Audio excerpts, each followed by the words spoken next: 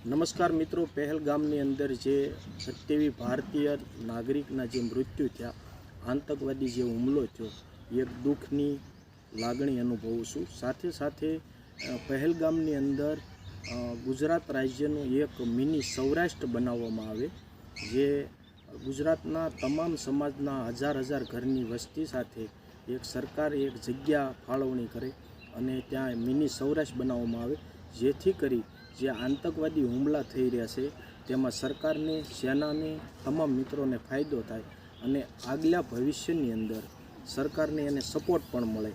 અને ગુજરાતી એવા વ્યક્તિ છે, કાઠિયાવાડી એવા વ્યક્તિ છે કે વર્લ્ડની અંદર જઈ અને જો સેટ થઈ જતા હોય તો કાશ્મીરમાં કઈ રીતે ન સેટ થાય.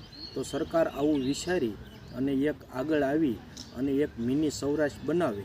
તો મારો જે વિડીયો બનાવેલો છે મિત્રો, તમને ગમે તો આ સમયની અંદર સૌરાષ્ટ્રના અને ઇન્ડિયાના તમામ મિત્રોને શેર કરો.